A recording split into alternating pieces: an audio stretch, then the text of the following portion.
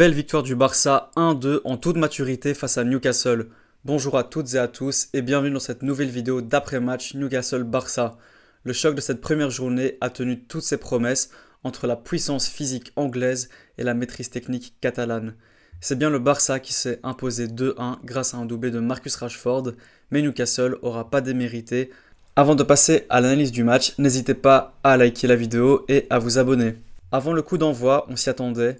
L'ambiance était électrique entre tifos et un public de Newcastle qui poussait son équipe.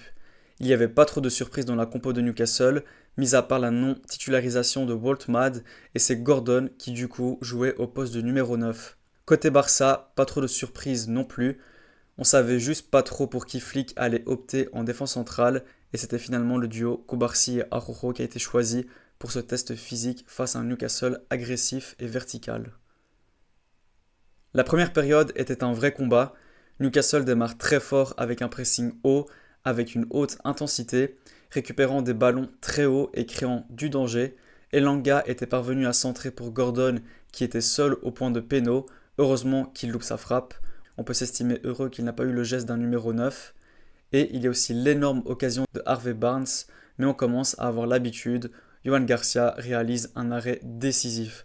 Encore une fois, il montre à quel point un gardien de but est important, car si le Barça était mené, la physionomie du match aurait complètement changé.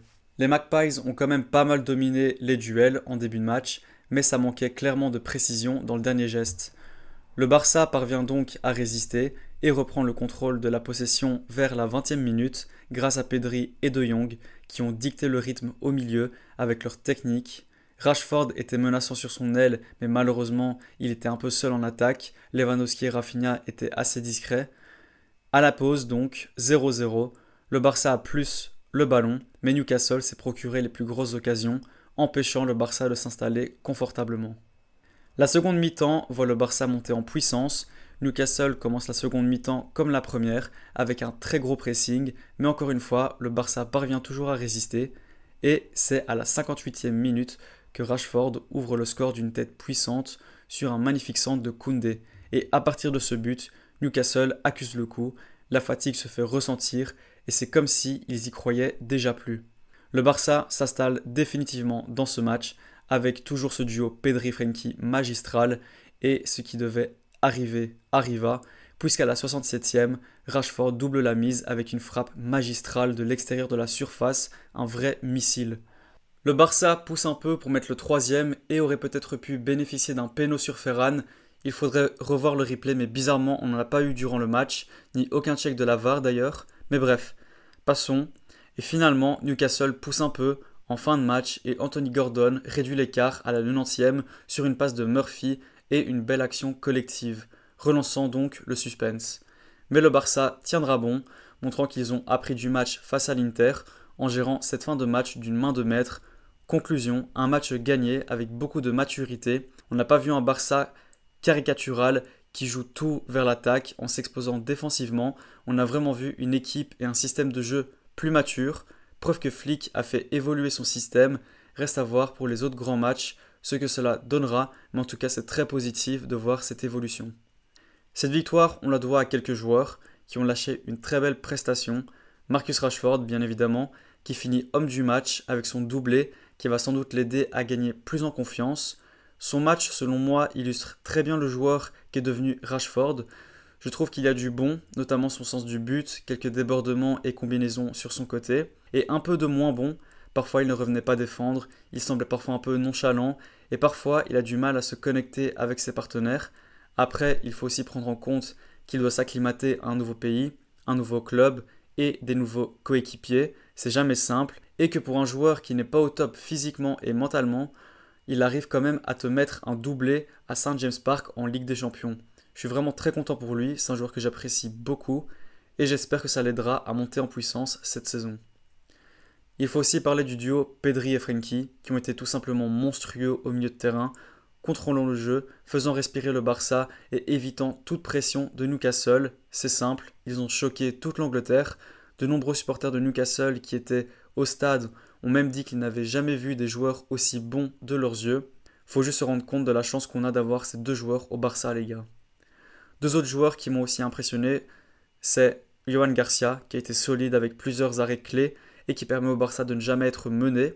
Il a aussi été très bon à la relance. Et enfin, le Roc Koundé, il a été immense en défense, rien ne passait de son côté, que ce soit les joueurs de Newcastle ou même des ballons centrés, rien ne passait. Et en plus de ça, il nous offre le luxe de relancer proprement. Franchement, c'était très solide. Après ce match, on a eu de nombreuses déclarations intéressantes. Déjà, Flick a souligné l'importance de ne pas avoir pris de but dans les 15 premières minutes et de commencer la compétition avec les 3 points. Il a également eu un mot pour Pedri et Frenkie, qu'il a trouvé très important pour se dégager du pressing de Newcastle.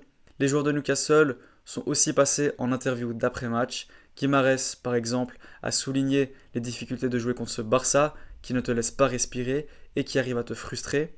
Quant à Gordon, il a déclaré qu'il n'avait jamais joué contre un adversaire aussi fort, déclaration qui résume très bien le match. On peut maintenant passer à la note des joueurs. Johan Garcia et Koundé, je leur donne un 8. Ils ont chacun eu un rôle crucial pour qu'on puisse repartir avec les 3 points. Cubarsí, la note de 7. Il nous a fait du Cubarsí, propre à la relance, solide défensivement, pas grand chose à dire sur lui. Araujo et Gérard Martin, je leur donne la note de 6. Leur match était pas mauvais, mais c'est deux des joueurs qui ont le plus galéré face au pressing de Newcastle. Les deux ne me paraissaient pas hyper sereins, et même moi j'étais pas serein quand ils avaient le ballon dans les pieds. Et la plupart des occasions de Newcastle viennent aussi du côté de Gérard. Cependant, les deux ont mieux joué une fois que le Barça a mis le pied sur le ballon, ce qui est logique. Mais Araujo par exemple ne m'a pas rassuré et j'ai peur de le voir titulaire dans les gros matchs, car on peut être sûr que l'adversaire va le cibler lui pour le mettre en difficulté. Dans le milieu, Pedri Frenkie, c'est un gros 8, tellement content qu'on ait des joueurs pareils au Barça, faut juste profiter de ces deux génies. Fermin par contre, j'ai l'impression que c'est une boucle. Dès qu'il fait un bon match, le match suivant, il est beaucoup moins bon, il est invisible. J'ai pas souvenir qu'il ait touché beaucoup de ballons, et le peu qu'il a touché, il n'en a pas toujours fait un bon usage. Cependant, on peut noter la débauche d'énergie qu'il a lâchée durant son match, mais le foot ne se résume pas qu'à ça.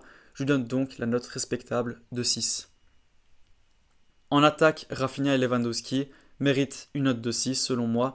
Lewandowski n'a pas vraiment touché beaucoup de ballons, mais il a su tenir tête à la défense de Newcastle.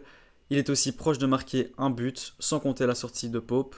Quant à Rafinha, malheureusement, Rafinha avec le ballon dans les pieds, c'est un peu compliqué. Pas mal de déchets, je le préfère clairement quand il a moins le ballon dans les pieds et qu'il reste près de la zone de finition. Là, on a un Rafinha qui tentait de progresser sur le couloir droit, mais c'était compliqué. Et pour finir, l'homme du match, Marcus Rashford, je lui donne la note de 9 pour son doublé qui offre donc la victoire au Barça, en espérant que ça puisse le mettre en confiance pour le reste de la saison. Voici maintenant un aperçu du classement, même si pour une première journée ça ne veut encore rien dire, ça va juste se jouer avec la différence de but. On retrouve le Barça à la 13e position et on peut noter que dans ce top 5, on retrouve deux clubs belges, mais on remarque aussi la présence de deux des futurs adversaires du Barça en Ligue des Champions, à savoir le club de Bruges et le PSG, qui ont fait forte impression durant cette première journée, marquant de nombreux buts. Je pense qu'on a fait un peu le tour de cette première journée et de ce match. En résumé, une victoire méritée pour le Barça dans un match physique, avec Rashford qui offre la victoire. C'est bon à savoir que l'équipe est maintenant capable de jouer avec une telle intensité et maturité. Le Barça lance donc idéalement sa campagne en Ligue des Champions. Qu'est-ce que vous en avez pensé de ce match ? Dites-le en commentaire et n'oubliez pas de liker, partager et de vous abonner pour plus de vidéos. On se dit à la prochaine, très certainement pour l'avant-match face à Getafe. A bientôt, ciao.